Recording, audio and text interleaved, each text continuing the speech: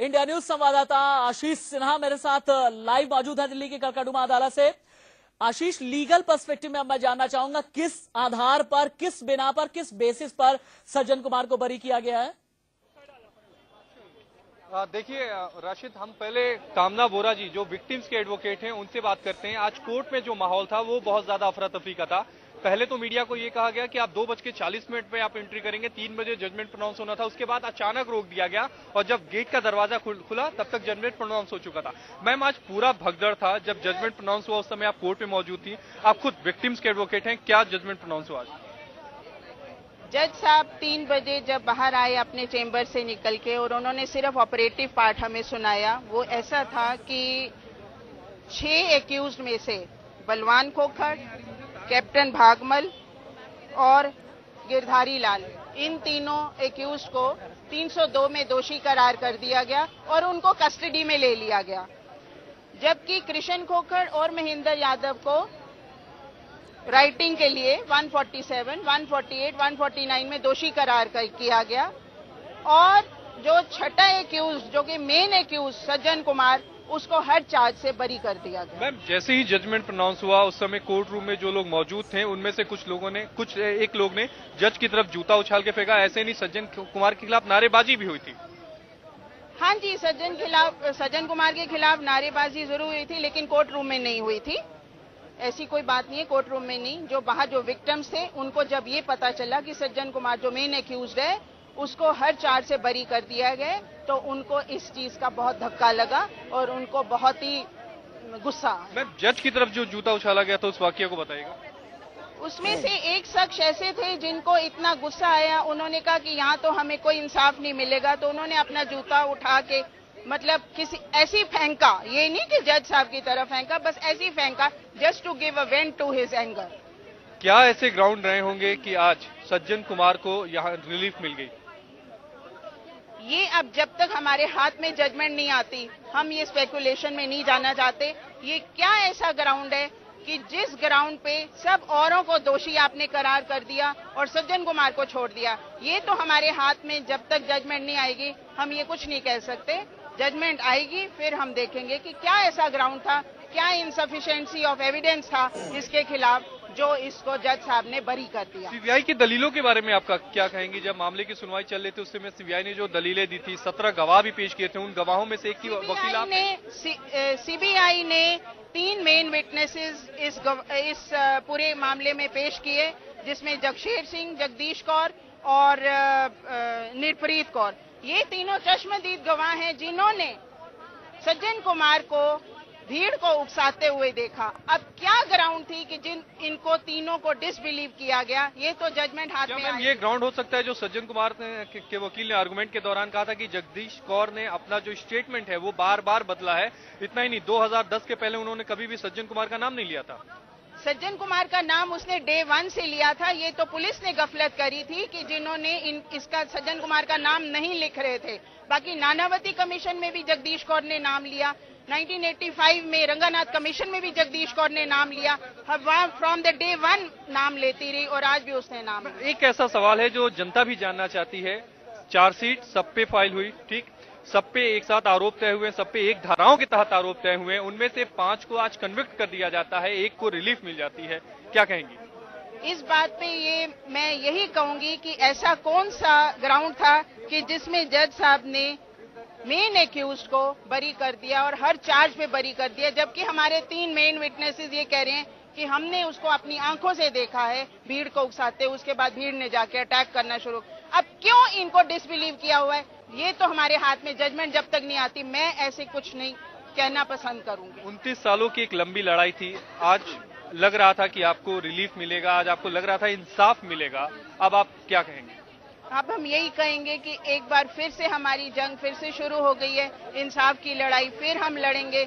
हम अब high court का दरवाजा खटखटाएंगे जजमेंट पढ़ के और हम देखेंगे कि किस ग्राउंड्स पे इसको बरी किया गया। यानी अभी 5-6 सालों का और लंबा इंतजार, अगर आप हाई कोर्ट अप्रोच करती हैं तो कम से कम 2-3 साल 4 साल तो लगेंगे। बिल्कुल, हमारी ये लड़ाई हम 1985 से हम लड़ते आ रहे हैं और हम जब तक नहीं थकेंगे तब तक, जब तक हमारे विक्टिम्स को विक्टिम्स को इंसाफ नहीं मिल जाता। जी बिल्कुल, राशिद, जैसा इनका कहना है कि ये तब तक आशीष, ये मैं लोग चाहूंगा लड़ेंगे कि जब तक ये जो पीड़ित मैम है आपके साथ, इनसे आप एक बात जरूर पूछिए।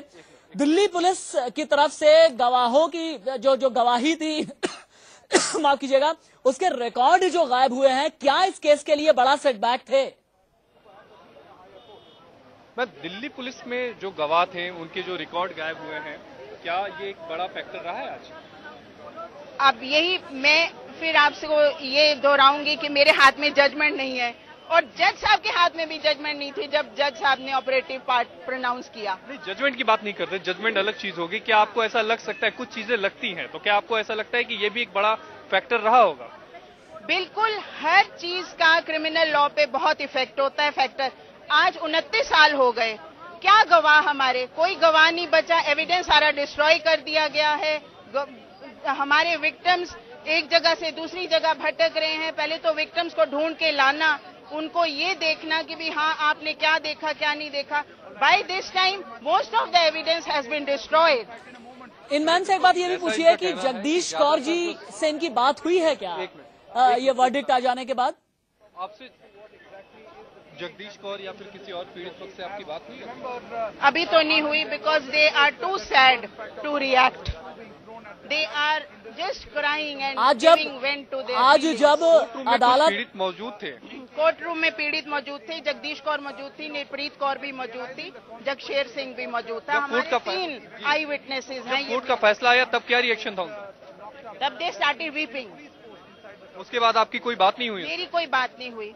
जी बिल्कुल राशिद, जैसा आपने सोचा कि उनकी अभी तक कोई बात नहीं हुई, जैसे ही कोर्ट का फैसला आया उनकी आंखों से आंसू छलक उठे। ठीक है आशीष, आप रुकिएगा। शिरोमणि अकाली दल दिल्ली के अध्यक्ष मनजीत सिंह जीके और उनके साथ कुछ और लोग भी मौजूद हैं, क्या बोलना है ये सुनते हैं। आज फिर से कांग्रेस ने अपना असली चेहरा दिखा दिया है।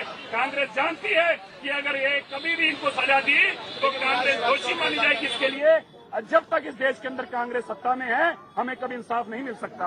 हम कौम के हम एक बात का आश्वासन दिलाते हैं श्रोमणी अकाली दल की तरफ से, जब तक ये लड़ाई को आखिरी तक लड़ेंगे, इसकी अपील को हाई कोर्ट में लेके जाएंगे। लेकिन एक बात पक्की है, कांग्रेसियों ने अपने मन में धार लिया है, सत्ता ने, कांग्रेस की सरकार ने मन में धार लिया है, किसी भी सूरत में सिखों को इंसाफ नहीं लेने देगी।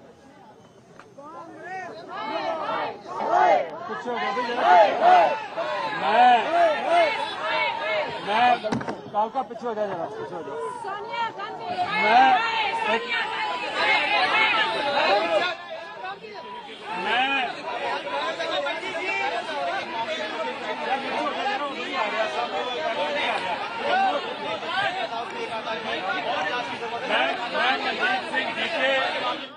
प्रेसिडेंट दिल्ली सिख गुरुद्वारा प्रबंधक कमेटी, मैं समझता हूं कि आज फिर काले अक्षरों में ये लिखा जाएगा हिंदुस्तान के इतिहास में कि यहाँ पे कांग्रेस ने जो नंगा नाच खेला, जैसे राजीव गांधी ने कहा था पेड़ गिरता है तो धरती हिलती है, तो मैं समझता हूँ कि इससे शर्मनाक बात नहीं हो सकती कि उन्होंने हर तरीके की रुकावट डाल के सज्जन टाइटर और भगत को फंसाने की कोशिश, उनको बचाने की कोशिश की है। भुल्लर को फांसी कराने के लिए इनके पास हर एक शॉर्टकट है, इनके पास राजोवाला को फांसी दिलाने के लिए हर एक शॉर्टकट है, लेकिन जिन्होंने हजारों सिखों का कत्ल किए उनके लिए इनके पास कोई इंसाफ नहीं है, कोई कानून नहीं है।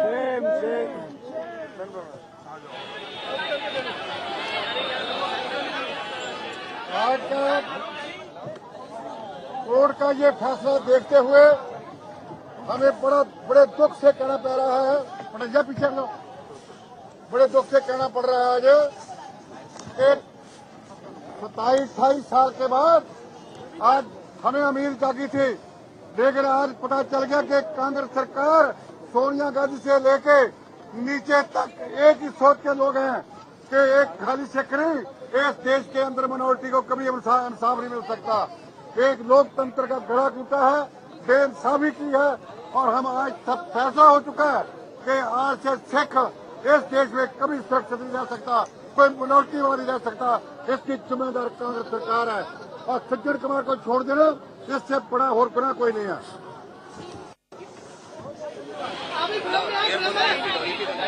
बैठिए